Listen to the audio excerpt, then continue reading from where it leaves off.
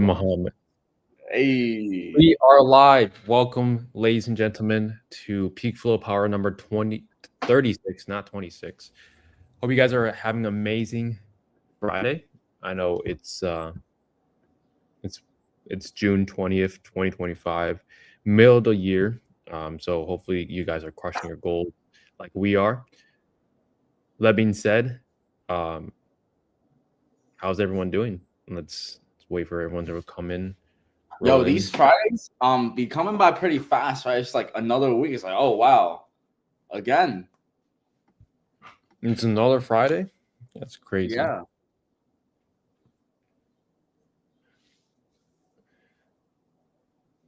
I'm waiting for Joanna.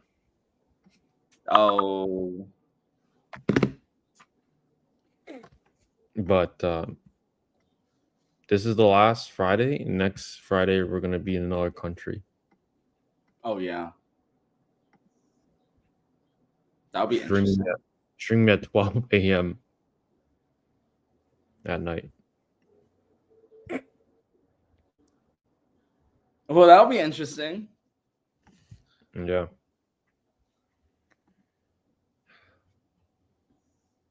Are you live on Instagram? I put it on live on Instagram as well. Okay. How's for like half a second. Let's talk a little bit about our journey meeting Shri. Some people don't know who Shri is. Who is Shri QnAs?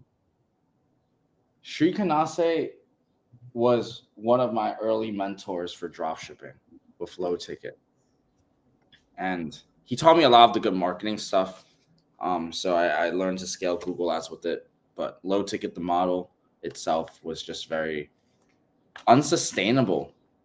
Would you agree, Trevor? Like, do you think people scale with Low Ticket? I'm sure they do, but do you think it's as easy as people say it is?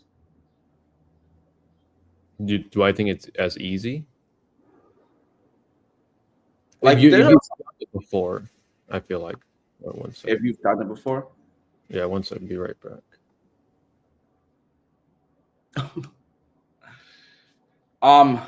So guys, welcome. That was quick. Yeah, I feel like Low Ticket, if you've done it before, I'm sure you can do it again.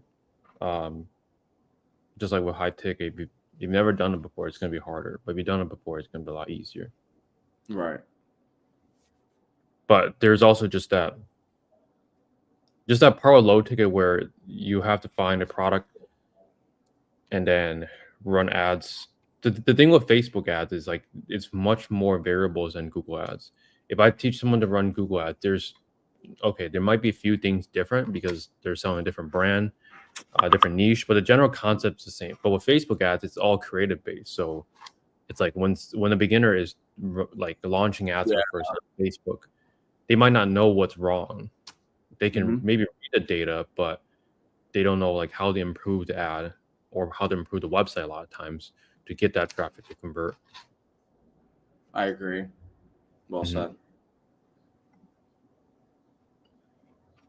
Joe says, hey guys, real quick, how much do I have to save when starting high ticket? Like, does it have to be 2,000 and can I start with 500? Well, 2,000 is recommended, but we have helped people that started with as low as 500. But in terms of like how that $500 would go, the LLC, you go directly to the state website and set it up that way instead of going through like a third-party service. That would probably cost like $30 to $60 depending on the state. For your theme, you got to use a free or very budget theme, and everything else remains the same. Which is like ads. Yeah.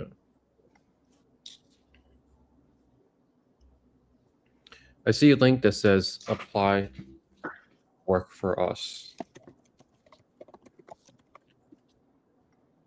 What kind of positions are you needing to fill? Where do you see that?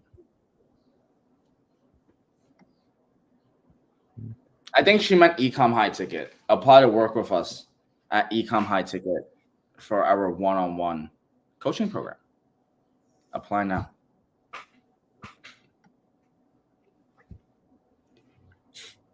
Hi, y'all. Do you think for a high-ticket product, most customers will call before purchasing? Depending on the price point and depending on the niche or the product. So if it's more technical, let's just say like a shed where it's multiple sizes, they might need to have a permit to see if they can install in their backyard, then there's more likelihood of them calling. But if it's just like a case or maybe like a chair, there's only so many questions a person could have about chair. That you sit on What it. would Maybe they ask about chairs? Like the dimensions, I guess. Yeah, but the dimensions should always be on the product page. That's like wouldn't wood type be also, or no? Do you ever put the wood types sometimes? Material if it's type? available with supplier, but not always. And then like maybe weight capacity too. I've seen customers ask that. Like I'm 350 pounds. Will the chair support it? And I tell them no, it only goes up to 300. Otherwise, you're gonna break the chair. And then I didn't say it like that, but you know, something like that. You tell them that they'll break the chair, they still buy from you? No, I don't say that. I just tell them like, look, it doesn't support your weight. I recommend this chair instead. But they get what I mean, you know. That's funny.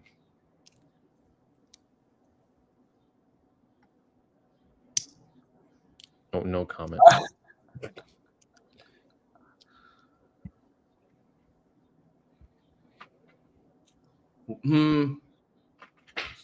So, Trevor, if you were to start from zero, like from scratch, and you have to build your high ticket dropshipping store, right? What does that look like for the first 2 weeks? And when do you think you'll get your first sale? How would that work? 2 weeks of first sale? No, I'm asking like, what does the first 2 weeks look like? And then at what point do you think you'll get your first sale?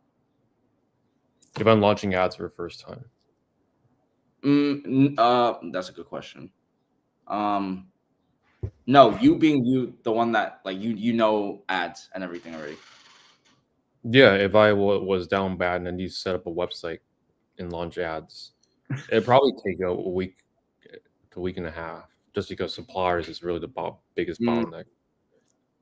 How fast you can get to supplier agreement and price list and upload it, you gotta rush it. Like if I was strapped for cash, I gotta just upload all the products myself, even though I don't want it. But if I had a little bit of play money, then I would get a VA because that's not a good use of your time. What if you already know the suppliers and the products are pretty much uploaded already? It's just that like you're just restarting, but you still have like the same supplier connections and you have like I mean, I guess that's kind of giving it. Like, yeah, I would have ads launched in 48 hours. Yeah. Like how I work is just like focused in on that one thing, and then like I don't eat for 48 hours. I just want to get it done with, and then I eat. I reward myself with food after. What do you think beginners struggle the most when setting up like a high ticket? Like, is it the LLC? Is it the niche? Is it suppliers? What do you think is that one thing that stops them from starting it within like 48 hours, etc.? From every single person I've talked with, it's almost always the niche, because of the fact that they think there's a perfect niche and like you don't want to pick the wrong one. And to be fair, I get that same thing because I felt the same exact way when I started. But because we have a way to verify the niche inside our program and make sure that it's not a niche that we don't recommend or someone else doesn't recommend, then we can help make sure that they don't do that niche from the get-go. For example, I don't recommend e-bikes, just like a general furniture store, broad store, Amazon type stores. There are some other niches that are a little bit harder to crack. That once we have that data, we can have into a database, and we just recommend people not to do those niches. Mm-hmm. Mm-hmm.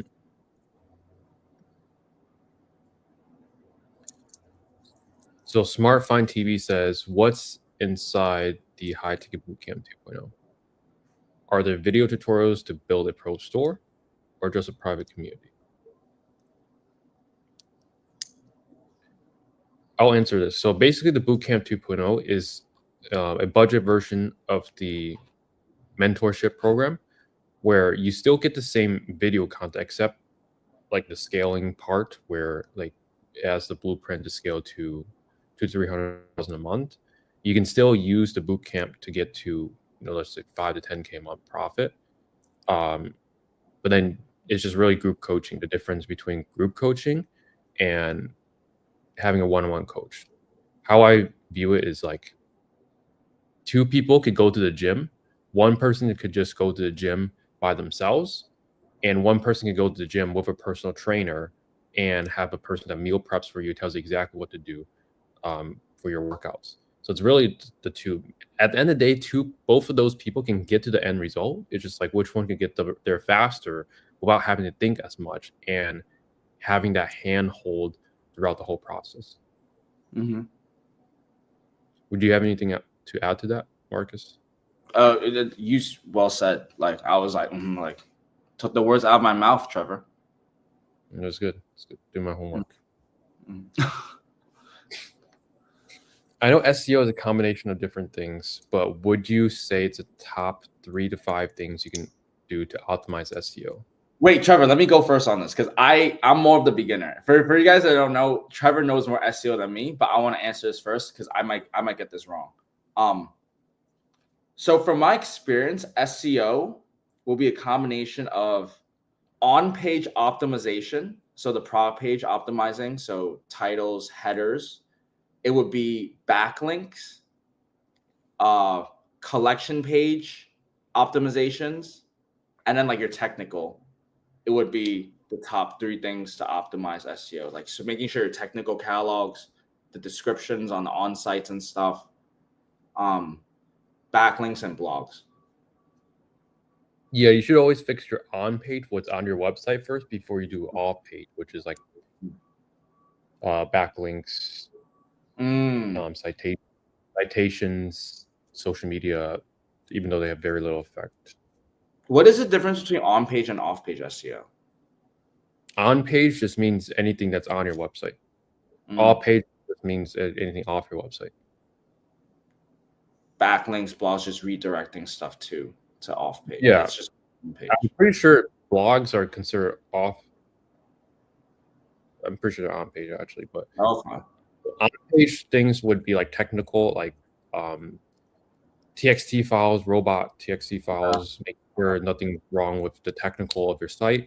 And to be honest, there's a lot of things to go over for that.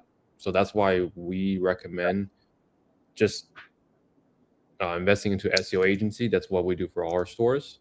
And that's what our clients do with their store as well. They get their ads to the point where they're making 5 to 10K profit. So, 50,000 to 100,000 revenue. And then they would invest into an agency that would do the SEO for them. Basically, they don't have to lift a finger. The agency does it all for them. Let us know if you need the SEO agency.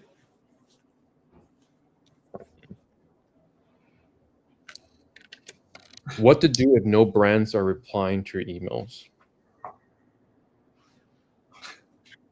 How many emails are you sending? That's like my question. Like, if it's like 2, 3 emails, bro, then it's like, dude, like you're shooting like a bullet in a pond of water trying to hit a fish. Like, you need some volume too when it comes to this. Like, if you send 100, assume like 10% respond. So worker, in my opinion, I'd be like, I don't know your volume, but, and then I will also call them if they really don't respond.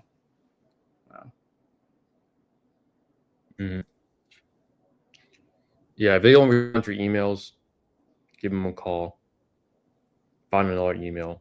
You can use something called Mail Track. That's a free Chrome extension that will tell you if they open up the email or not. You could do So that. maybe they're What the maybe fuck? they're like when I was in cold outreach with like just a normal email account, I would see people like open up my email 70 times and they would not reply. And I would tell them like, hey, I see you opening up my email this many times. Like, what's stopping you from replying? That's so All it does is just install like a little tracking pixel on the email. That's smart.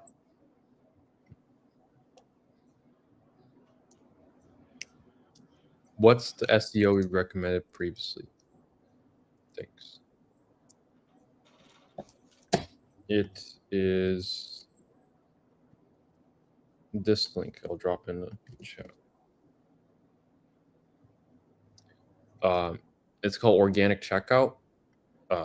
You have to use specifically the link because then it will be attributed to us, and we do, for full transparency, get a small kickback for referring you guys to them. But this is the same agency we use for our stores. So once you speak to Brandon, the founder, you'll also know that we're using his agency for SEO. He'll take care of you. Mm-hmm.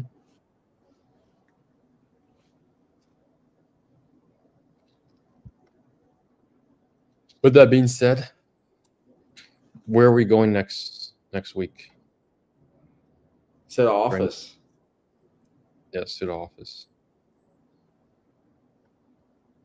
Another office in another country. Thoughts on the office pods niche. That's what I picked. They're not bad. I sold them before. There's just not much brand demand. Are office pods a trend? Like, what? I'm so curious on what corporate trends are now. Do you ever wonder sometimes? Is like work, like, are people even going back to work, or is like remote work still a thing? You know what I mean? Like, are people going to an office pod? Like, yeah, I think we both know that there are plenty of companies that have like full 50, 60 team remote, like a whole 50 to 60 people remote team. I think long term, all those companies, they want to like get them into office, but it's also not feasible a lot of times because there might be from other countries too, so they might have to fly them out. For maybe like companies that are already established, you know, like Google, Meta, Microsoft, all those companies, Office Boost makes a lot more sense, and there are like a decent amount of demand for them. Last time I checked, but there's just not much brand demand. So if you're gonna do Office Boost, I wouldn't probably just focus on Office Boost. I would do like an Office only store. And what if I don't see results in 3 months? And they kept saying, not possible you will see results. Their money back, no results. Well, money back as in like a guarantee. I don't think, as far as I know, no guarantee. But, you know, 3 months is of actual SEO being implemented where it's trackable. There will be results. It's just like how much results. Because in 3 months, you're going to get results. Just depends on your store, your niche, how competitive it is for SEO. But our stores, our client stores have seen results even in the first month. It will literally tell you how much attributed revenue from organic. In my month 3, I saw 552% increase in revenue from organic. That might be different for you, might be higher, might be lower, but I would say it's pretty. I would take a bet against, like, you know, you would not see any results from an agency in 3 months. That's pretty hard to believe.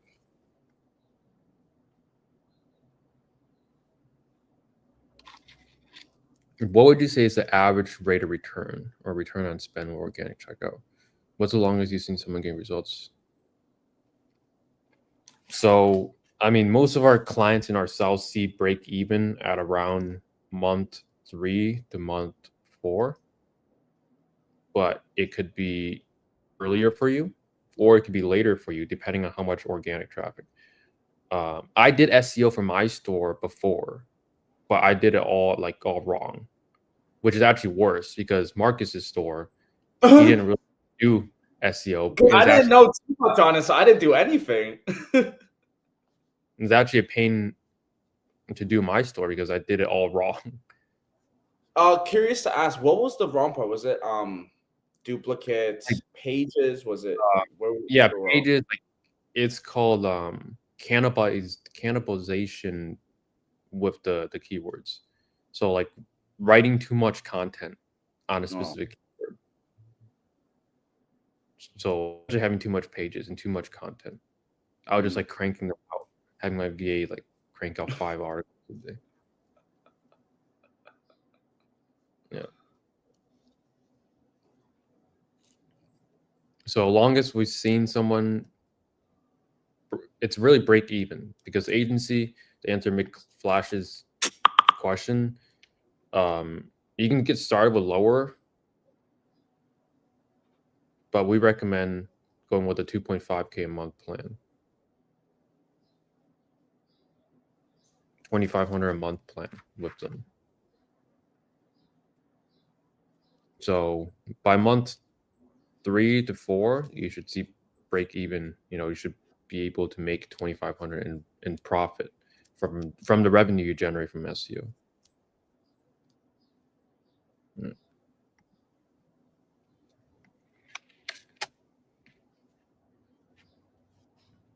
Yo, Trevor, have you noticed any, or have you come across any new product potential findings? I found some. There's always tons of products. Yeah.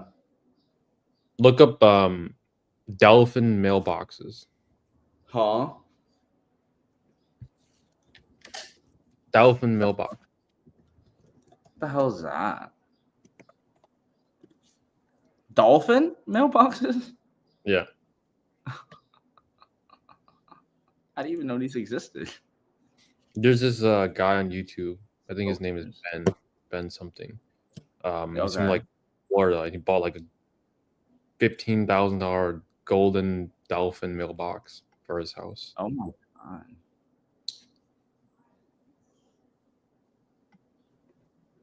On my website, checking dead links. Dead link checker says I have a lot, while 2 other sources says I have 0. I'm confused. Well, can you pull up the dead links and see if they're actually not working? Because if they're already taken off, and if it's reporting 2, it might just have not refreshed yet.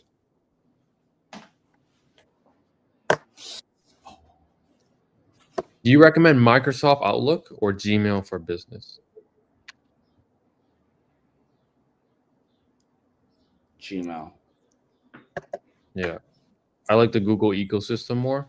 Microsoft one, I'm sure it works. Like, I tried Microsoft Teams for the first time like a month or 2 ago. It's like bad. So weird. Like, just use Zoom or Google Meet.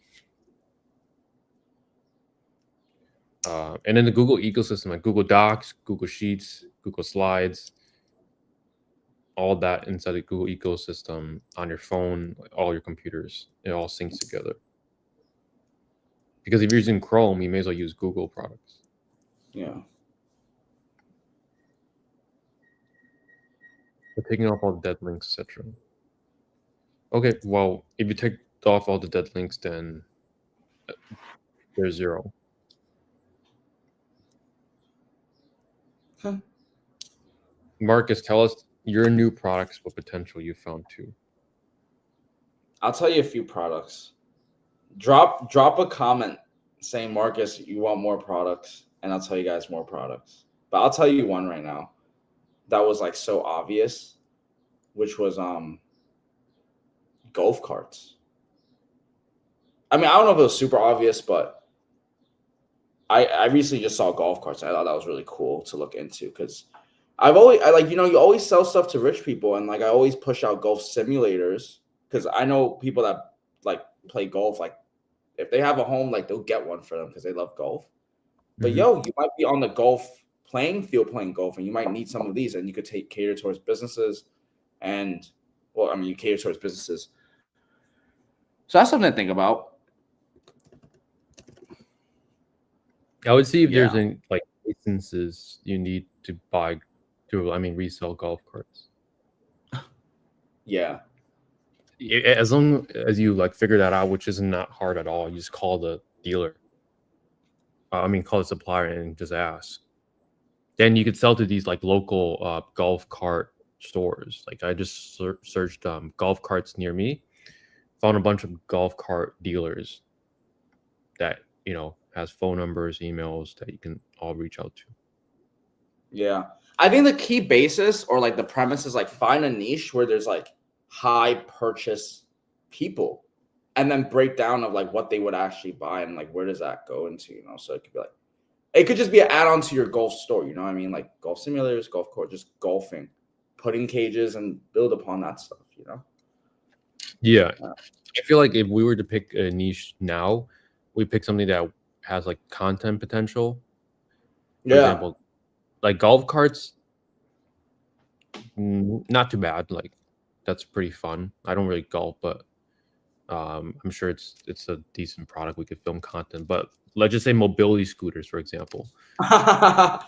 That's going to be like a little interesting to film content for, because we got to find someone to use it. Or we could use it as well, but it's not going to be as fun as like golf carts or maybe like a golf simulator or like a sauna, for example.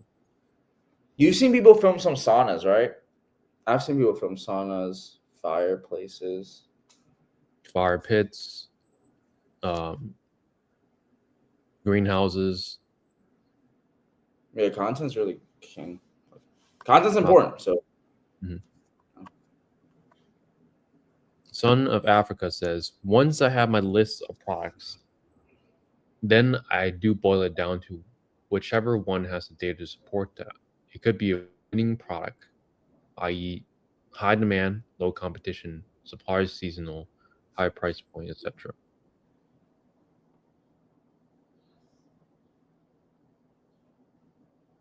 Assuming this is for niche, yeah, you want something over 30,000 monthly searches a month.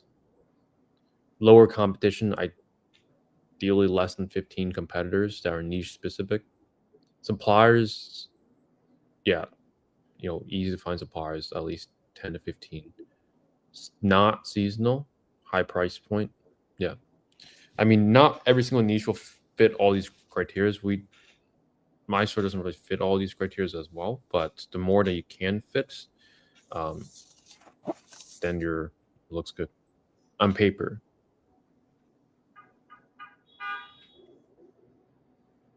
So when hitting up a high tier brand as a supplier, how do you get by when they ask how much revenue sales I made? Is there a way to check? I think that the question is funny because it's asked like, how do you get by? And it's like, well, I get by just fine. I just tell them my store revenue and then number. But there's no way for them to really check. And I know a lot of our clients inside the one-on-one, they like to leverage that, they're part of our community. And even sometimes we be going on Zoom calls with new suppliers, just trying to understand more on the model. So to go into your question, like, I don't think there's a full way to check, but honestly, people could tell by the way you carry yourself and your voice. And I would say, don't lie. If you've never done your numbers, like, you don't want to get caught. That's really it. It's like, if you're going to have a white lie and this and that, like, if you get caught, that just destroys your whole trust with the supplier. So I wouldn't do it. Yeah. Tell the truth or join our one-on-one.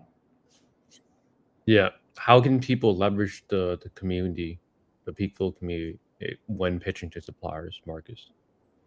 Well, a lot of our suppliers, honestly, like I kind of like share, like I be putting on a lot of old suppliers I've talked to, and just but realistically, just learning how to actually speak, I think, is the biggest thing they leverage from the community. So like, not only did they get me and use kind of like we could help, like use our numbers and stuff as like a team effort thing, but also like just hearing how it's done once or twice, like truly just listening, that's really where their leverage is. And Here's what I'm trying to say. TLDR: knowledge is transferable in 3D or 4D. So watching someone doing it is 4D. So there's only so many things, you know.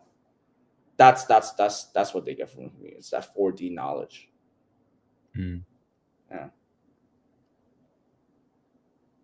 Gotcha. So I've been doing research and found about 12 products that hit those benchmarks.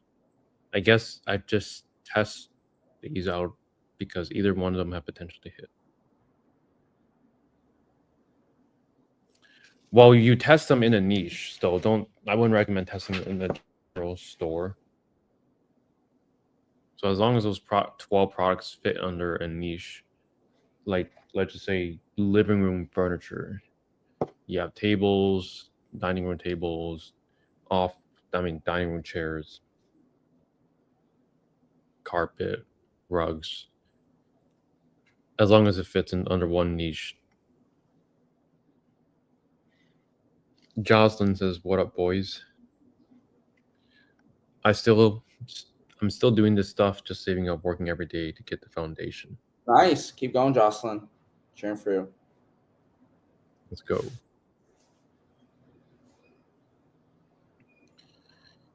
Is sales/revenue a big factor that supplier cares about? Or is your personality and how you speak to them, as you mentioned?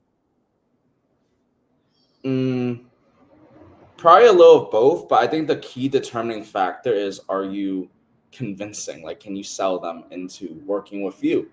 And the underlying factor between that is just trust.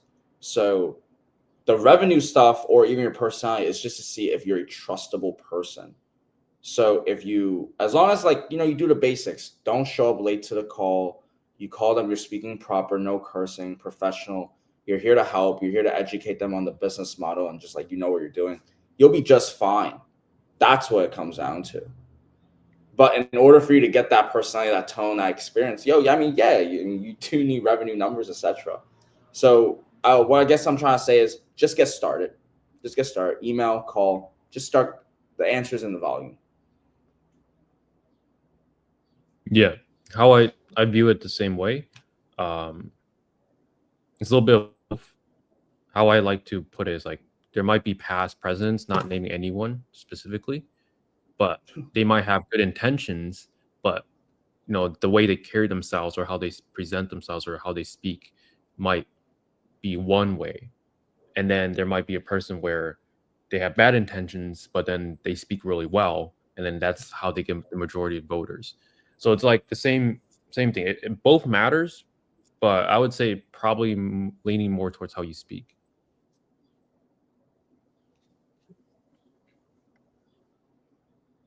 Imagine you are in Norway and you want to start dropshipping in the US.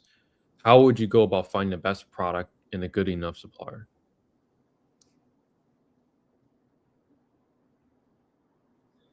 Well, I think This, product research is foundational, and then suppliers just email and still try to close. Perfectly fine. yeah, I was going to say the same way that someone else in the US would do it, or someone else from another country, let's just say Brazil, would do it. They set up a US LLC from their country. They would find a niche and work with US suppliers. Regarding PMAX, can I create other PMAX campaigns for other categories besides PMAX remarketing?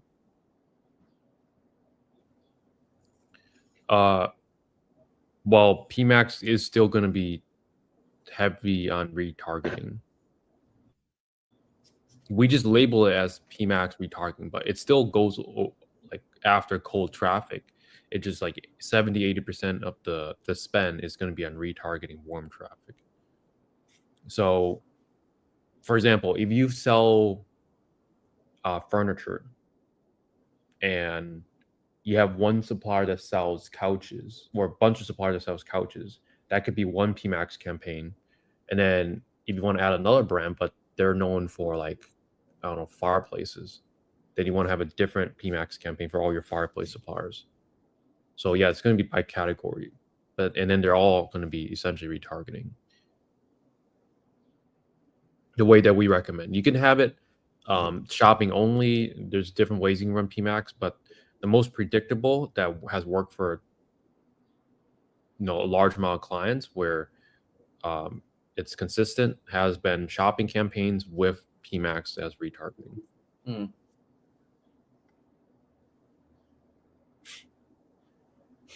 Guys, can I really make this happen? Some days I feel cooked like I'm chasing a shadow. Is this just a dream?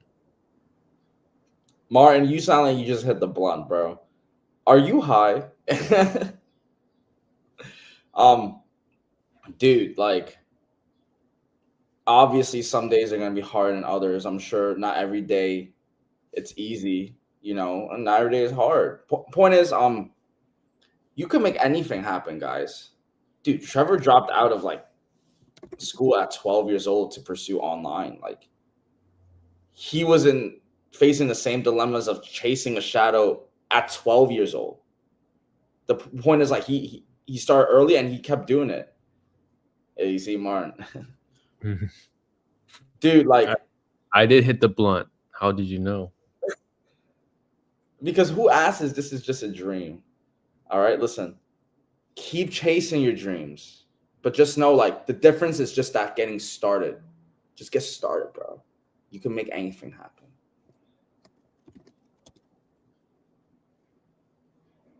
Absolutely.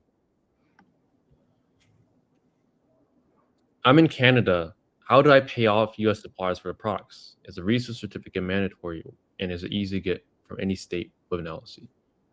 Yeah, research certificate is not mandatory, but I would definitely recommend it because you're going to be paying unnecessary taxes to your suppliers. And how do you pay off suppliers? I mean, ACH, wire transfer, debit or credit card. Maybe crypto in the future, but not yet. What made y'all stop working with people from Fiverr/Upwork? When did we say that though? Never. What? Oh shit, did we just tell them the sauce? Wow, guys, Tadao, we still use Upwork and Fiverr all the time. Yeah, Upwork and Fiverr. We still use it. Absolutely nothing wrong with it. You just have to vet out the people. Trevor, Because I'm not Fiverr. if you were to rank Fiverr, Upwork, OnlineJobs.ph, what are the three ranking for you?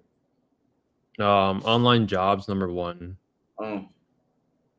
Fiverr number 2, Upwork 3. Because I haven't really used Upwork, to be honest. Yeah, that's fair. That's fair. I just find probably Fiverr is going to be cheaper than Upwork. I never use online PH, but I know you use it. I think that shit's cool because you have like, bro, guys, Trevor has like 400 interviews on his fucking postings every day. Crazy. Yeah, I'd be getting like thousands of applicants. That's great.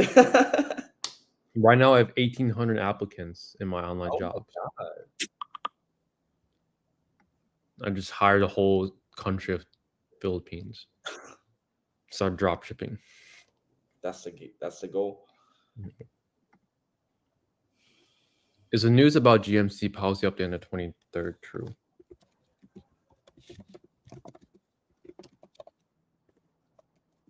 What's on the 23rd? I don't know. Okay.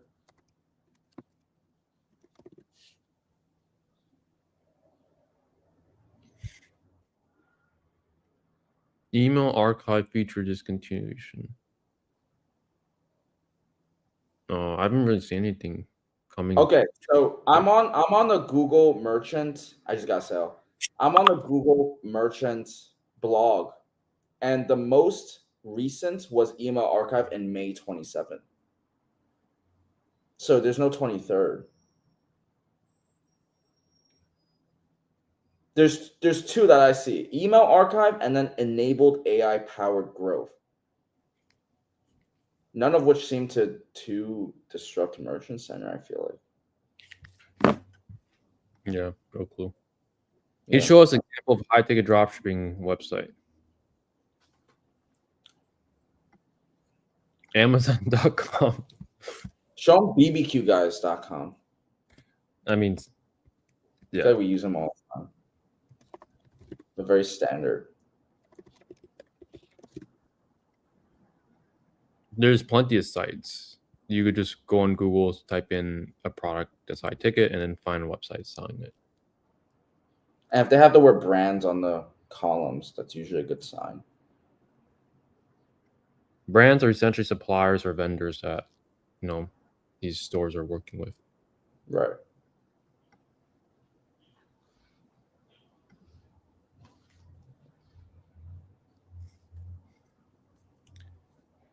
I feel like I've seen this site so many times, right? Same. Oh, maybe we can continue. Learn more about us. We are born to grill. You know who we are.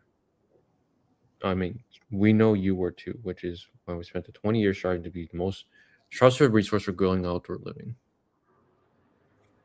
You have careers, community involvement, meet the team, history, design centers, customer testimonials.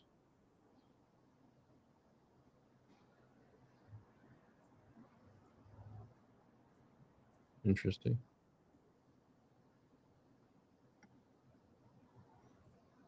Yeah, but this is a high ticket dropshipping store that just has evolved into more than just a dropshipping store. They have obviously a team, missions, and values. In the news, how you can be an ambassador, design center locations, Georgia, LA, Florida.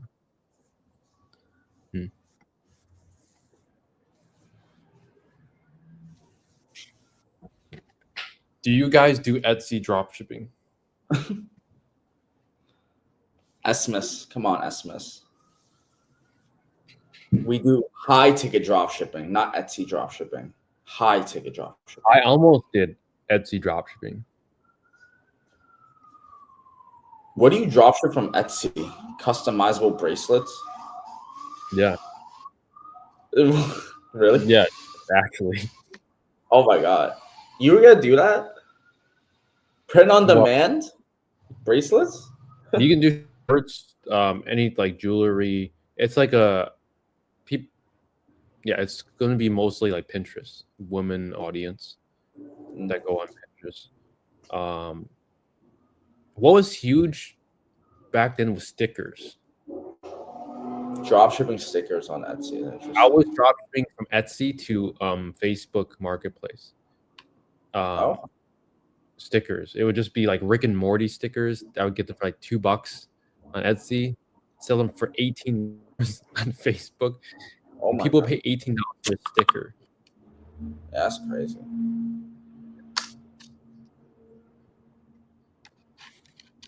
I know we laugh in here, but I think everyone in here is trying to make this happen. I appreciate you guys. For sure, man. Yes, we are all in it for the mission. Let's do this. Google's policy update in 2023. No, I think we were. May I know why you came in my feed? Maybe it's a sign for you to start high ticket dropshipping. Santosh. That's right. By going to ecomhighticket.com. Apply now, guys, if you guys want a customizable journey where, you know what? I'm going to say it. A lot of people don't take accountability. If you want me and Trevor, if you want to point the fingers at me and Trevor, like, why is this not working? Like, we'll take the finger. We'll take the point. Like, at this point, like, what part of the high, like, we just know so much about high ticket dropshipping. You want to point the finger at us? We'll take it. Apply to work with us at ecomhighticket.com. But please, no middle finger. That's funny, Trevor. I have the product in the website. Finding a supplier for the product I have in the US is the hard part for me. Don't know what to do. Well, good thing I have so many videos on this. Search up Trevor Zheng, USA supplier. And then you're going to see like 2 videos. Watch one from 2 months ago, how to actually find Shopify USA dropshipping suppliers. Watch that. It has 2.8 thousand views right now. And get yourself some USA suppliers. That's it. That is it. Yeah. How many SKUs do you sell? I have around 50 to 60,000 on my store, but the ones I sell probably like less than 200 that sell. What about you? I don't even know, man. I have a lot of product catalog SKUs, but definitely under 200 in terms of what I'm selling as well. That's fair. Would you still run ads for a product that shows up next to a big box retailer that's selling the same thing cheaper?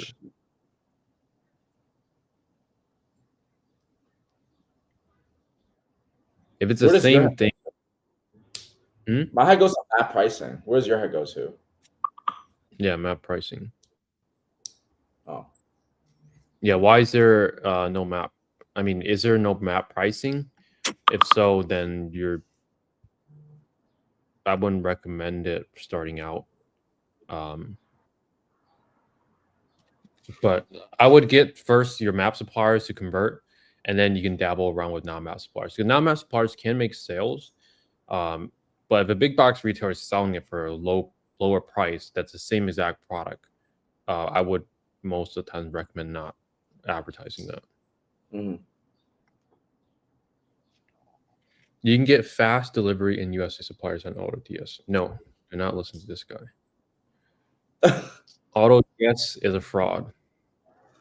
AutoDS is not a supplier that you want to use. And if you use them, I'm blocking you. They use like China suppliers, but then they mask as USA, I think. Yeah. AutoDS is terrible. I was using them before they even came out with like all the supplier stuff.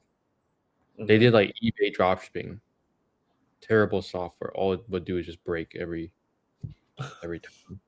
Support is non-existent, and they pay people to leave reviews on their store. I mean, on their website.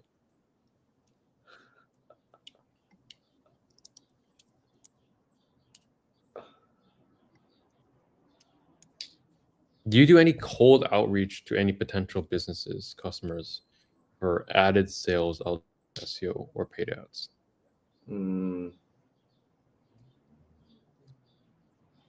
Very little, because it's pretty difficult for our niches or the stores that we did cold outreach for. It just depends on if your businesses can be scraped from the web or not. You can get emails and phone numbers from them.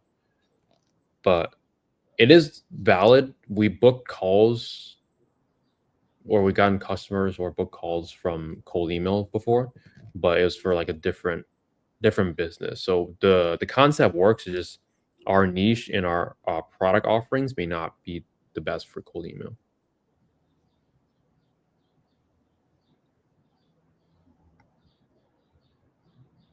That brand does actually have map price, but Sports Academy is selling for $800 cheaper. 800 is a lot. That's like OD price war, bro. That's like, but are they even making money? Like, report that to the supplier and see if they actually care for map or not. Exactly. Yeah, and then once the map is fixed, then you can run ads. If not, then you know that supplier isn't really a map supplier. Yeah.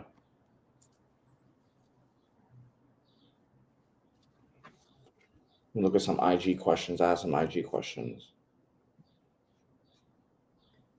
How do you choose a niche? By testing multiple ones or in some other ways? You can find a niche by watching our YouTube videos. We've told you guys many niches, so many I can't even count. But yeah, just watch some of our videos. But just think about what will people buy during tough times, like spending power. That's what you have to think about for finding a niche. That's it. Nice. So, question for Instagram. So when we send a purchase order to the supplier, then we receive the invoice. Do we wire them the amount or give them the credit card details? Either one. But if there's no fee to use a credit card and your credit card earns cash back or points, then use a credit card. But if there's a fee to use a credit card, then wire or ACH them. Mm-hmm.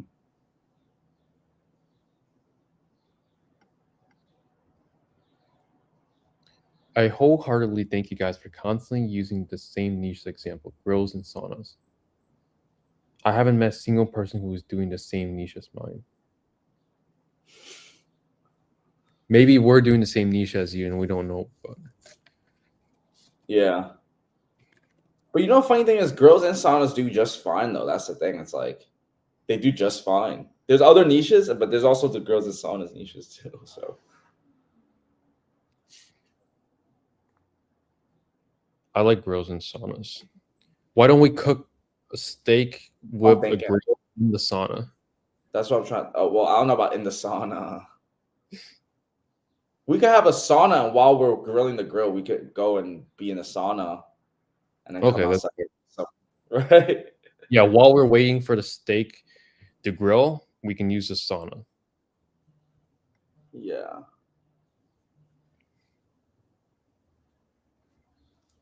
Yes. Fred says, "Are you selling a course?"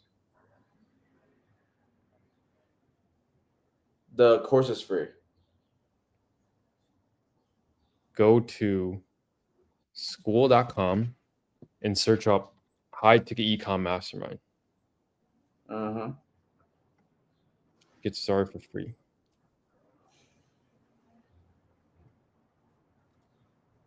How do you make sales from B2B? Do they casually just hit you up, or do we target them on ads? And how does that work? Yeah, they can come to you, which is inbound. Outbound, which is you going to them. Both work. Ads still target them because if you think about it, large companies still use Google. They're not like any different than us. Employees from like Google, Meta, Facebook, I've said the same thing. Microsoft, Nvidia, all these big tech companies, or it's any company in general. If they're on a computer, they're either searching on Bing, which you can advertise on, or they're searching on Google. So if you're advertising there, you're targeting everyone. So you can target them via inbound, which companies like I've sold to universities, which they just came to me. I sold to construction companies. Marcus has sold to construction companies, big contractors, big corporations. I've sold to universities. I think I said that. SpaceX, tons of companies. We've seen people in our community sold to like TJ Maxx, which is like a huge retail store. I think they sold to Nordstrom and some other companies, but I think Bed Bath & Beyond as well. So any company can actually buy from your store. And they might be coming from Google most of the time too, etc. Yeah. I just wish Elon Musk would buy from my store so I can market it on my store.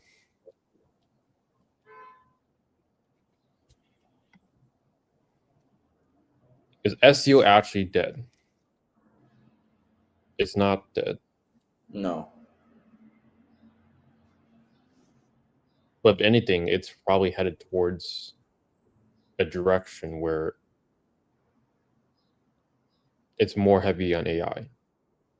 Because now I realize a lot of people now, they don't even go to Google to search for answers. We just use ChatGPT. Yeah. Which is also important for SEO because if someone's searching for a product or service, ChatGPT can recommend your product or service. It's our agency that we're working with, Organic Checkout. They're optimizing our site for LLMs, language learning models. I don't know That's fun. what that is, but or how they can do that. But apparently last month I made a sale from ChatGPT. So, you know, you can make sales from people Googling on ChatGPT as well. Is it even a Google anymore? Yeah, that's true. That's funny. Is that so you actually dead by AI? And the second question is top 5 skills for the next 5 years. What would you say is the top 5 skills to learn in the next 5 years? I would go with sales as one of them.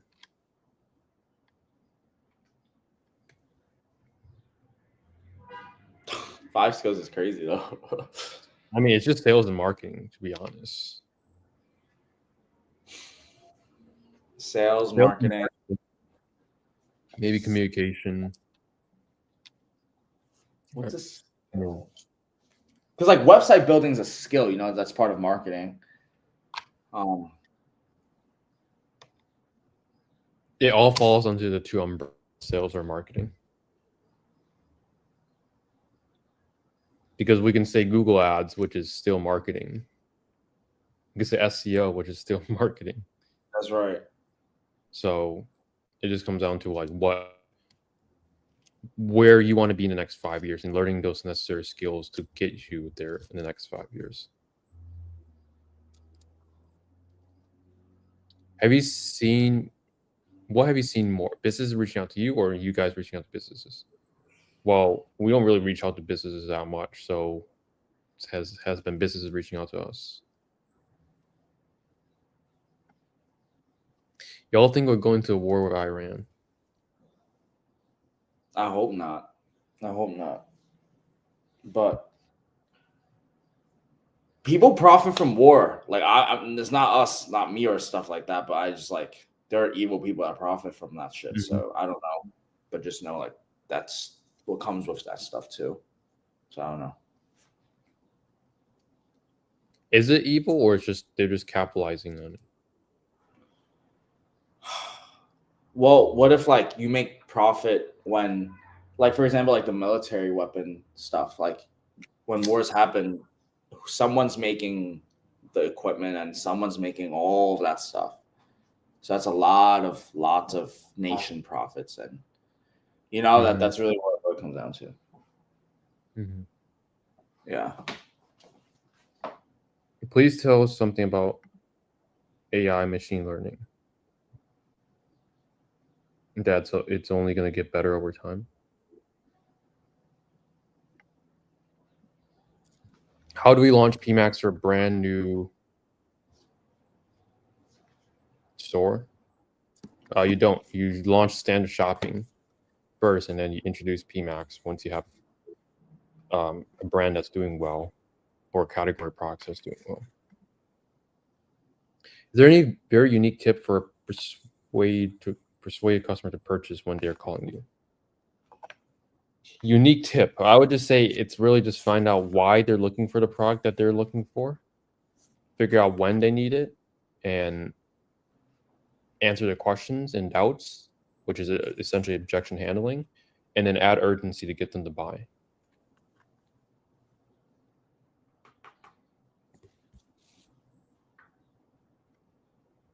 Yeah, you don't launch PMax for a new brand. You just launch standard shopping. Do you think GMC will ever get more transparent with why they suspend you? Probably not, unfortunately.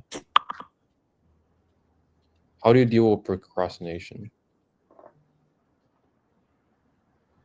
You don't. You just do it. You just do it. There's really no way to answer it because I felt like I asked this question before, and like when they answered, "You don't," I'm like, "Bro, you're not helping." Yeah, I'm sorry. Yeah. All right, guys. Is that time again? Another Friday wrapped up. Thank you guys for joining. And any last words?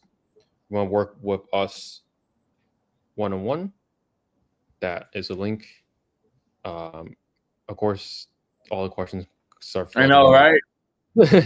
Let's answer them. No hate on low ticket dropshippers, but I think it's funny they find out they actually had to have. Yeah, that's funny. Yes, we do paid ads. Sure, but you should sell high ticket. Yes, good night. That for now. See you guys next Friday. Peace.